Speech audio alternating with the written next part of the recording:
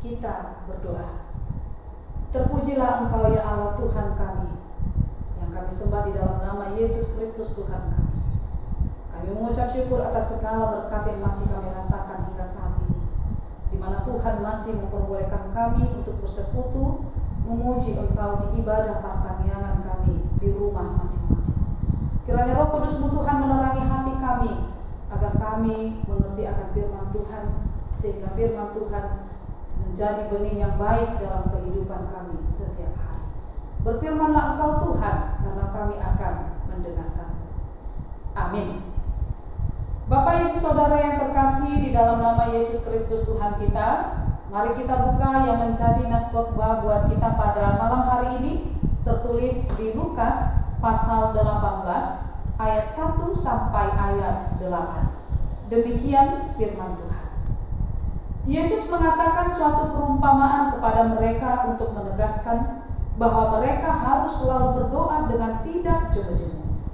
Katanya, dalam sebuah kota ada seorang hakim yang tidak takut akan Allah dan tidak menghormati seorang pun. Dan di kota itu ada seorang janda yang selalu datang kepada hakim itu dan berkata, "Belalah hakku terhadap lawanku." Beberapa waktu lamanya hakim itu menolak.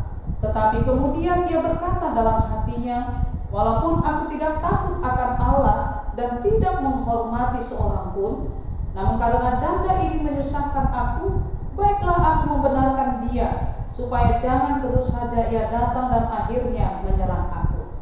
Kata Tuhan, camkanlah apa yang dikatakan hakim yang lalim itu. Tidakkah Allah akan membenarkan orang-orang pilihannya yang siang malam berseru kepadanya? Dan adakah ia mengulur-ulur waktu sebelum menolong mereka? Aku berkata kepadamu, ia akan segera membenarkan mereka. Akan tetapi jika anak manusia itu datang, adakah ia mendapati iman di bumi? Demikian firman Tuhan. Bapak Ibu Saudara yang terkasih dalam nama Yesus Kristus Tuhan kita, pada minggu-minggu ini kita akan memasuki nama minggu Rogate. Rogate artinya berdoa. Rogate berasal dari bahasa Latin yaitu rogatio, yang artinya meminta atau memohon. Dalam kehidupan sehari-hari banyak orang berkata bahwa doa adalah nafas kehidupan dan kekuatan.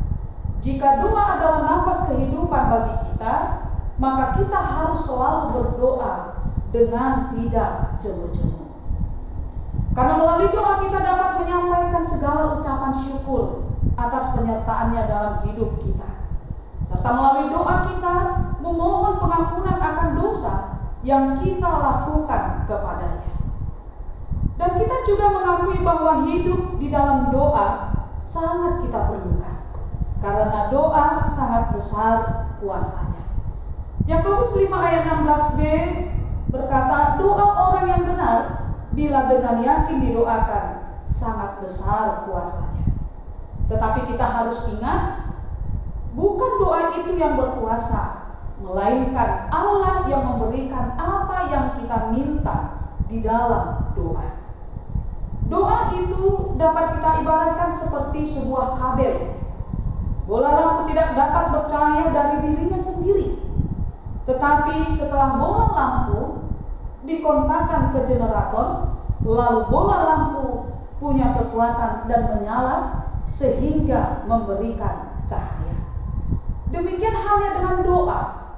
Dengan doa kuasa Allah disalurkan kepada kita, dan melalui doa kita memperoleh kekuatan. Tetapi ada juga yang menjadikan doa seperti makan obat 3 kali sehari, sehingga doa tersebut hanya rutinitas. Doa yang hanya simbolis saja, yang hanya sebuah rangkaian kata-kata yang bukan dari ungkapan iman. Bapak Ibu Saudara yang terkasih dalam nama Yesus Kristus Tuhan kita, dalam nas ini kita dapat melihat bahwa Tuhan Yesus memberikan sebuah perumpamaan tentang hakim yang tidak takut akan Allah dan tidak menghormati siapapun, dan memiliki sikap sesuka hati dalam memutuskan sebuah perkara. Hakim yang memiliki otoritas yang tinggi untuk memutuskan orang bersalah atau tidak.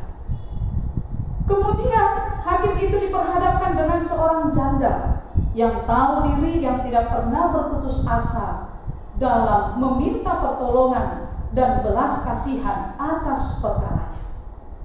Ia meminta tolong agar perkaranya dibela. Awalnya hakim itu menolak, tetapi karena janda tersebut terus-menerus meminta, maka akhirnya hakim itu membela perkaranya. Dalam hal ini Tuhan Yesus juga menjelaskan makna dari gambaran itu, yaitu jika seorang hakim yang lalim luluh mendengarkan permohonan yang disampaikan oleh janda itu, demikian juga halnya yang berseru kepada Tuhan. Tuhan akan mendengarkan setiap doa kita. Ia pasti tidak akan mengulur-ulur waktu untuk menolong orang-orang pilihannya yang berseru kepadanya siang dan malam. Bapak Ibu Saudara yang terkasih dalam nama Yesus Kristus Tuhan kita, dalam hal ini kita bisa melihat kegigihan dan ketekunan janda itu untuk mendapatkan apa yang ia inginkan. Hendaknya begitu juga dengan kita, agar kita selalu bersabar dan bertekun di dalam doa. Dan di setiap perkara yang kita hadapi, kita tahu Allah selalu peduli. Ia mengerti akan setiap persoalan yang kita hadapi. Terlebih di masa-masa pandemi COVID-19 ini yang masih menghampiri kehidupan manusia. Hendaknya kita jangan berputus asa, takut, tetapi kita harus selalu berdoa, meminta, memohon pertolongan kepadanya, agar kita dapat menghadapi segala sesuatunya. Dan kita jangan pernah berputus asa jika kita merasa bahwa doa yang kita persembahkan belum kunjung tiba. Kita harus ingat, Tuhan tidak pernah menunda-nunda untuk menjawab doa kita, karena Dia tahu apa yang terbaik bagi kita. Kita harus belajar untuk memahami bahwa waktu kita bukanlah waktu Tuhan, dan kita pun harus percaya bahwa Ia akan membuat segala sesuatu indah pada waktunya. Bapak Ibu Saudara-saudari yang terkasih dalam nama Yesus Kristus Tuhan kita, sebenarnya apa yang kita perlukan sudah disediakan, namun akan diberikan sesuai dengan waktu Tuhan. Ketika benih ditaburkan, benih itu tidak akan tumbuh dalam satu malam. Bahkan hasil dari benih yang ditanam itu dapat dituai setelah beberapa bulan, bahkan bertahun-tahun. Demikian juga dengan doa kita. Kadang-kala kita harus berdoa di dalam waktu yang lama, tetapi sampai tiba waktunya untuk menuai dari hasil doa tersebut, jika kita tekun menunggu, menantinya dalam kehidupan kita. Oleh karena itu, jangan pernah berkecil hati, takut, bahkan goyah, tetapi selalulah berharap kepadanya, maka kita akan mendapatkan yang terbaik. Oleh karena itu, saudara yang terkasih dalam nama Yesus Kristus Tuhan kita, kita harus bersungguh-sungguh untuk meminta di dalam doa kita. Bersungguh-sungguhlah dan bertekunlah selalu, dan mintalah, maka akan mendapat. Ketoklah, maka pintu akan dibukakan bagimu. Karena setiap orang yang meminta, menerima, dan setiap orang yang mencari, ia akan mendapat. Dan setiap orang yang mengetok, baginya pintu akan dibukakan. Karena itu, untuk setiap kita yang belum menerima jawaban doa, hendaklah kita bersabar menunggu waktu Tuhan. Karena itu, jangan berkecil hati, tetapi ingatlah sesungguhnya apa yang kita butuhkan itu sebenarnya sudah disediakan oleh Tuhan. Hanya perlu waktu sedikit lagi untuk menerima jawabannya yang akan dinyatakan bagi kita. Karena itu, buktikanlah kesetiaanmu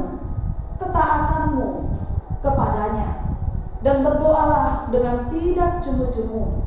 Dan jika setiap ujian atau kesulitan yang kita hadapi, kita harus tahu bahwa di sana Tuhan ingin membentuk kita menjadi karakter anak-anak Tuhan yang kuat.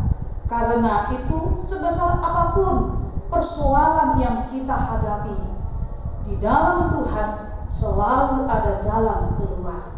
Maka itu, jangan berhenti berharap kepadanya dan tetaplah berdoa. 1 Tesalonika 5 ayat 17. Amin. Kita berdoa. Terima kasih Tuhan Yesus, kami telah mendengarkan firman. Ajarilah kami agar selalu taat untuk melakukan firman-Mu dalam kehidupan kami.